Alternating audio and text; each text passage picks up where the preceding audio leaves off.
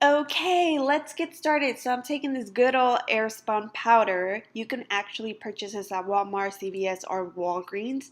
It's super duper affordable. I believe it's like $6 to $7. And if you're on a budget and you're looking for a really good setting powder, I really do recommend this one. The only thing I will say, it is a bit drying. But any powder is sort of drying. Just this one's just a little bit more.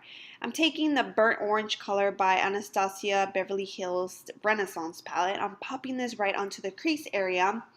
I used a concealer today for a primer, for an eyeshadow primer, and it came out super blotchy. I didn't like how the eyeshadow was applying, so if you do see any blotchiness, it is because of the concealer that I did use. I'm just taking burnt orange and trying to buff that out, but it is really difficult, so I just want to do mention that yeah, use a regular eyeshadow primer. I used a concealer and it did not work out. So I am taking a really fluffy brush and I'm just picking up little by little and placing that right on the crease. I'm going to do the same thing on the other side, and I'm just kind of building up the color and trying to diffuse it a little bit more.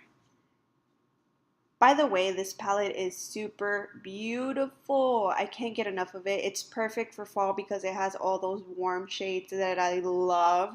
And if you are looking for something that's amazing, go ahead and buy this palette because I absolutely love it. I'm taking Venetian Red, which is like this deep pink color, and I'm placing this right on the crease, not going that high up. I'm kind of keeping it low on the crease area and just building up the color once again. I did take a tapered brush just to kind of really get into that crease area a little bit more.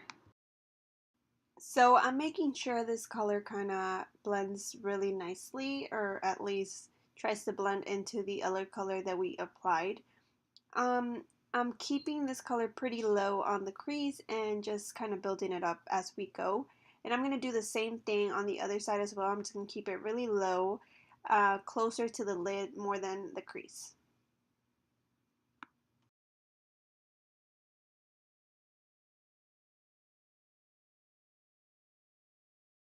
I'm taking red ochre and I'm placing this red on top of that Venetian red color, and I'm doing the same thing, just going over it. This is just going to create a little bit more warmth, and it's going to make the look a little bit more on the red side, or like burgundy side. So that's what I'm doing here, and I'm just building up the color and kind of intensifying the eye look.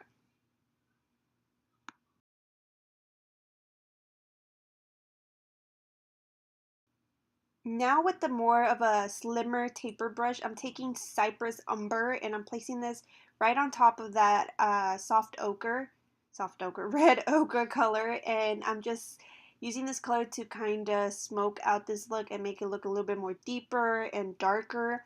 And I'm just going to slowly build that brown color, which is super duper pigmented. So do pick up just little by little because it's kind of hard when something's super pigmented to blend out and make it look smooth.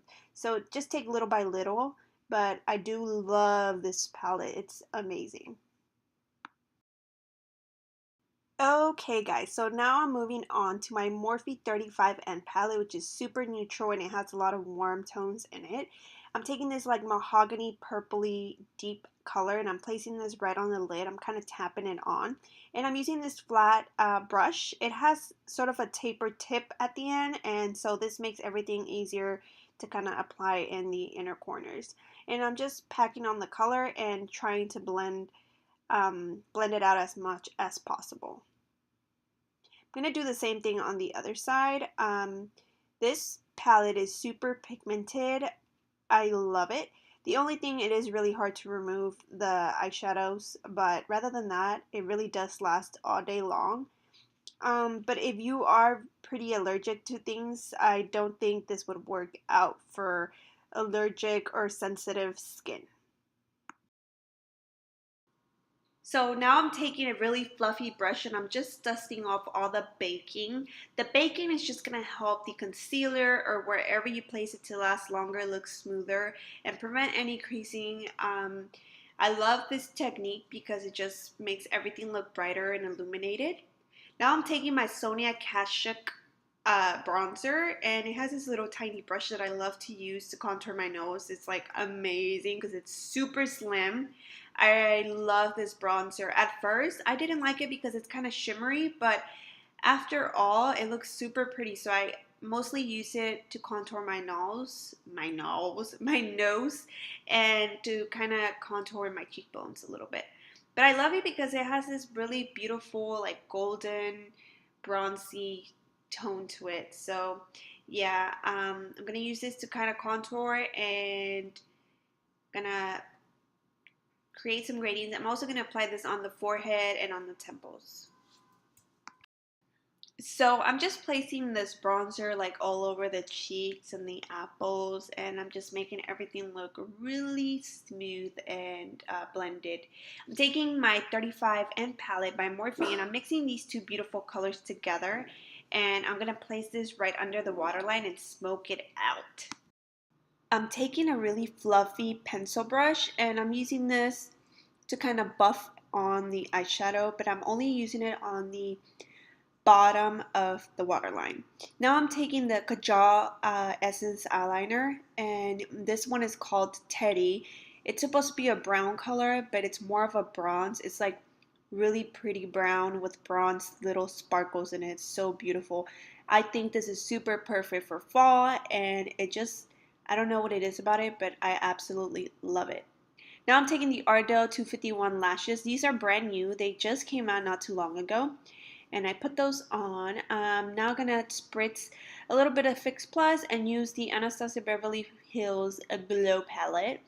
I'm gonna pop that right on top of the cheekbones, down the bridge of the nose, a little bit on the temples and on the chin, because I want my face to look super glowy. And this is the final look. I hope you enjoyed this video. Thank you so much for watching. Please give me a thumbs up, like, and subscribe. Mwah.